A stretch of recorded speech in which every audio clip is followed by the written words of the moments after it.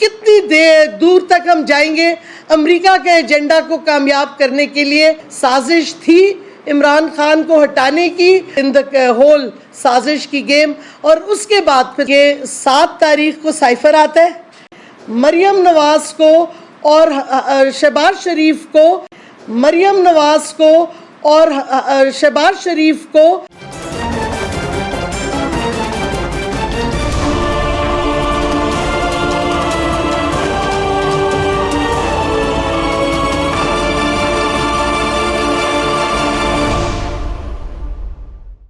फौरी तौर पे अलहदा यूएस की यहाँ जो काउंसिल जनरल थी वो लाहौर मिलने जाती है अलहदा। उसके बाद एकदम से बहुत ज़्यादा मीटिंग्स होती हैं हमारे डिसिडेंट एमएनए से, ऑपोजिशन के लीडर्स से, जो कि नॉर्मल नहीं है और ये अमेरिकन डिप्लोमेट्स कर रहे होते हैं। तो जो ये कहता है कि साजिश नहीं थी, खुदा के वास्ते फैक्ट्स और डेटा देखें। साजिश शुरू हो चुकी थी और जो क्या कहते लास्ट था वो रूस का विजिट था, वो फाइनल जिसे कहते हैं एक नेल था इन द होल साजिश की गेम। और उसके बाद फिर साइफर आता है और साइफर के अल्फाज में बहुत दफ़ा कह चुकी हूँ, मैं फिर कोट करती हूँ।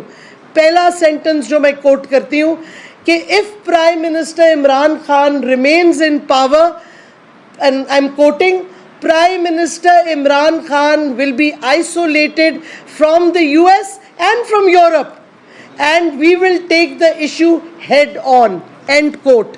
दूसरा quotation है, if however the vote of no confidence succeeds, और अभी ये टेबल भी नहीं हुआ था, then all will be forgiven, end quote. ये अल्फाज हैं उस साइफर के। इससे क्या नज़र आता है? साजिश थी इमरान खान को हटाने की और इसकी वजह से क्योंकि कोई साजिश बाहर की कामयाब नहीं होती जब तक अंदर से उनकी मदद ना की जाए। तो अंदर से जो लोकल अबेटर्स थे उन्होंने मदद की और साजिश को ऑपरेशनलाइज किया और उसको मुदाखलत कहते हैं।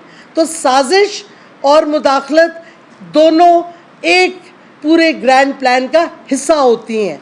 इस वास्ते वो जो कहते हैं कि नहीं होगी बातचीत, और अब मैं सवाल उठाती हूँ कि अब ये अखबारों में आ चुका है कि DGISI गए थे वाशिंगटन और कहा जाता है कि वो बिलावल के विज़िट से पहले गए थे, बट बिलावल तो फूड सिक्योरिटी की मीटिंग के लिए जा रहे हैं, उससे तो कोई ताल्लुक़ नहीं सिक्योरिटी का।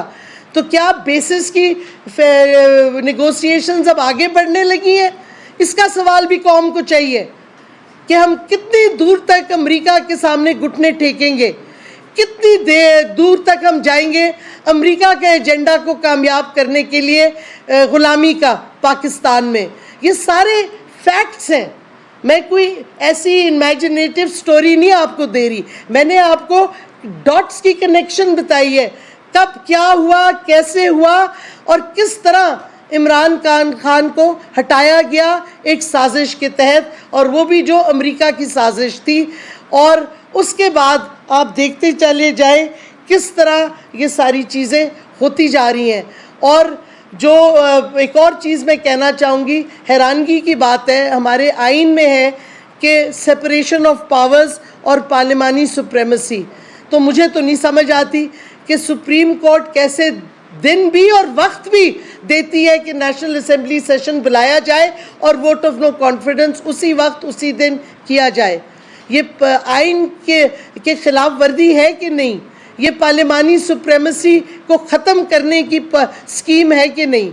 और फिर पंजाब में जो सो कॉल्ड इलेक्शन हुआ है, जिधर स्पीकर कुर्सी पे ही नहीं बैठा था, गैलरी से कोई चीख रहा था, ये कोई तरीका है कि किसी असेंबली में इलेक्शन का तरीका है?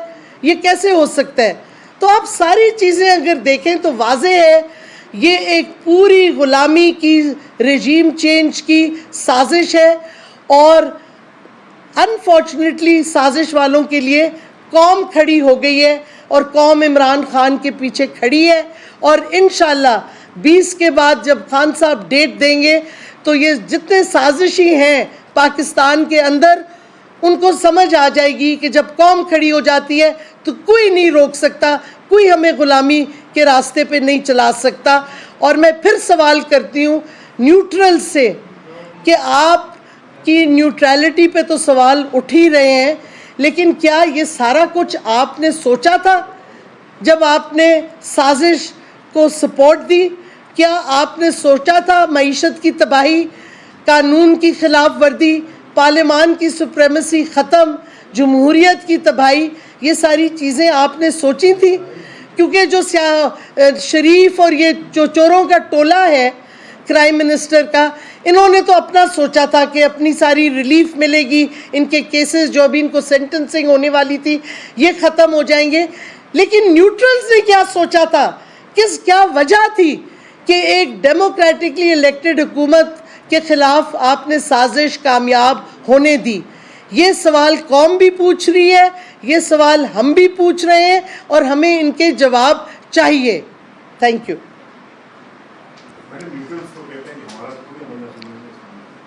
आप मान लेते हैं? हाँ, मुझे बताएं।